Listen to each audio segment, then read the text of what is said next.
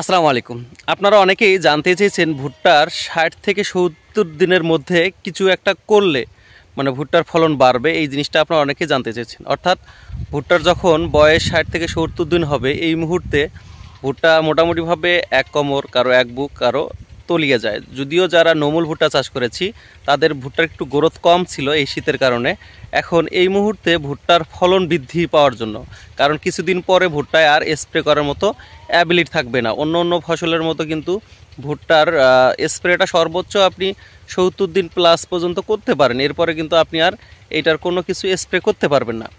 এখন যেহেতু ২ বছর থেকে আমাদের অঞ্চলে বা বাংলাদেশের বিভিন্ন অঞ্চলে ভুট্টায় কিন্তু ভাইরাসের আক্রমণ হয়, এই কারণে ভুট্টার আগাম যদি কিছু ট্রিটমেন্ট করা যায় সেক্ষেত্রে কিন্তু এই ভাইরাসটা আক্রমণ করবে না বা ধরবে না। আর সেই ক্ষেত্রে শুধু ভাইরাসই আক্রমণ থেকে আপনার ভুট্টা রক্ষা পাবে না, এর সাথে কিন্তু আপনার ভুট্টারও অনেক ফলন বৃদ্ধি পাবে। অর্থাৎ আমি যদি আপনাদের একটু সহজ করে বলি, যদি আপনারা ৬০ থেকে ৭০ দিনের মধ্যে একটা স্প্রে দেন, এই স্প্রেটা দিলে ভুট্টার গাছ যেমন সতেজ, কালো এবং সুস্থ থাকবে, ঠিক এইটা থাকার কারণে কিন্তু আপনার ভুট্টার ফলনও অধিক হবে। অর্থাৎ গাছ যদি ভালো থাকে আপনারা জানেন যে ফসল ভালো আসবেই। এখন এই মুহূর্তে আমরা কি কি স্প্রে করতে পারি? আবার অনেকেই বলেছেন যে ভুট্টার ভাইরাস থেকে রক্ষার জন্য আমরা কি কি স্প্রে করব। ওই স্প্রে আর এই স্প্রে কিন্তু একই, মানে এক ওষুধেই দুই কাজ।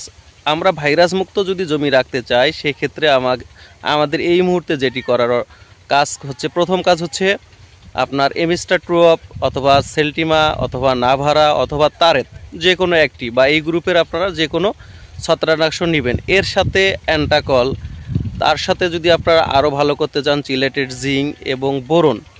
আবার যদি কেউ চায় যে না আমরা পিজিআর দেই, আবার জাহাম জাহাম যদি দেই সেটাও দিতে পারেন। এগুলো যদি আপনারা একত্রিতভাবে স্প্রে করেন আপনার ভুট্টার গাছ তো ভালো হবেই, সাথে আপনার পরবর্তীতে যে ভাইরাসের আক্রমণ হওয়াটা বা ভুট্টার যে নিচের পাতা মরে যাওয়া বা ভুট্টার পাতা ঝলসে যাওয়া, এই সমস্ত সমস্যার সমাধান কিন্তু একটাতেই হয়ে যাচ্ছে, এই স্প্রেতেই হচ্ছে। যদি কেউ কষ্ট করে বা যদিও এটা ব্যয়বহুল খরচ হবে আমার কাছে মনে হয়, কিন্তু এই খরচটা যদি কেউ করতে পারেন আর কি, আমার মনে হয় যে সর্বোচ্চ একটা ভালো ফলন পাবেন এবং আপনার জমিতে একটা ভুট্টার পাতাও মারা যাবে না।